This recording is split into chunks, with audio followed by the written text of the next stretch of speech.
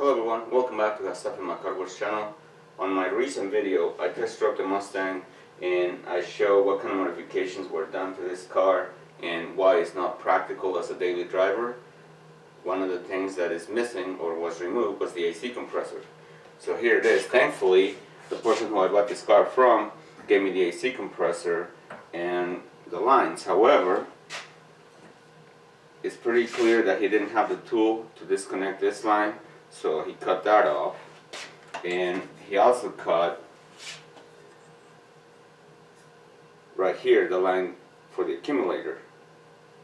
So that's kind of a bad deal right there, because I had to buy them, so I ordered them and they should be here today around 2 o'clock. So what I'm going to do is I'm going to start doing this job, and later on when I get those parts, and I'll install them. Okay, so these plastic tools right here, about $10 depending where you buy them. It could have saved over $100 on lines that were destroyed. It's what goes against the spring so it can open it up, and then you just slide it over by prying it open, and you slide it over the line, you push it in, and then as it opens the spring, then you just pull the line out. So I have the other one situated already, so I'm going to show you how that works. When you drive it in, you'll feel that it opened the spring, and you may even hear a sound. So once it's like that, then you should be able to just pull the line out like that. So there's the line that was cut right there. So there you go. If you ever need to disconnect AC hoses, this is what you'll need. There, you heard that sound, it snapped in place, and after that just pull it out. Easy. Okay, so before connecting everything, I'm going to use this AC flush to flush the entire system. The evaporator, the condenser, the lines, and I'm going to follow up with compressed air so everything is nice and clean. Obviously I'm going to put a pan underneath so the stuff comes out. You know, you flush it through one side and it comes out the other. Pretty simple. I'm not going to film this part because it's pretty self-explanatory. If you pour this AC flush on one side of the evaporator, it'll come out the other. There are only two lines. Same thing on the condenser. If you pour it on one side, it'll come out the other. Not a rocket science, so to speak. So I'm just going to do it, and then I'll follow up with the next step. Here's a close-up to the solvent that I'm going to use to flush the system. Okay, I mentioned earlier that I wasn't going to film the flushing part because it's very easy, and it is. But a couple of things to consider is that on the condenser, you may have to put a rag, because as the flush and the oil start coming out, it may tend to get all over your car.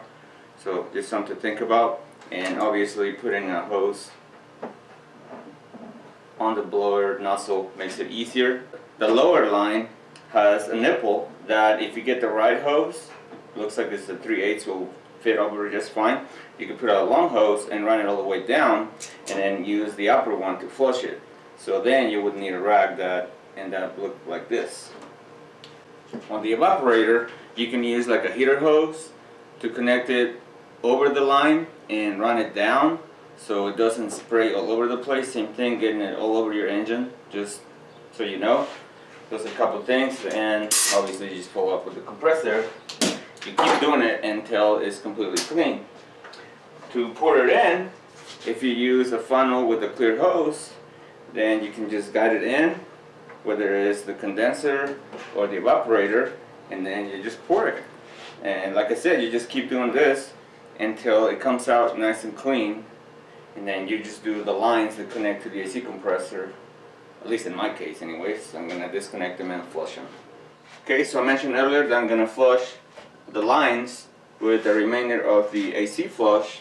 And one of the things to consider when doing a job like this, whether replacing a compressor or accumulator, condenser, line the busted, whatever, is to get all of the oil out. And the compressor obviously has some oil, whether it's this one that was already on the car or a new one is going to come with some oil. So it's important to, in my case, disconnect these lines. If you buy a new one, all it's going to do is have plugs. So take those plugs off, empty the compressor completely, empty all the oil, put new oil in. The capacity of a Mustang GT, this car, this 2001, is 8.5 ounces of oil, pack 46, which I have right here. A new bottle is 8 ounces, so it just needs a little bit more to make it 8.5. And obviously, like I said, you gotta empty the whole thing. When it's a new compressor, you pour some oil in and you turn it, which is called priming the compressor. That way when you first start the car, it's not going to be dry and it's going to cause premature wear. So it's very important to put the right amount of oil, because not enough oil is going to cause compressor failure more likely, because it's not going to be lubricated. If you put too much oil, because it's a liquid, it's going to interfere with the amount of refrigerant that you put in. So you won't be able to put the correct amount of refrigerant because you have too much oil, and then your system is not going to cool properly.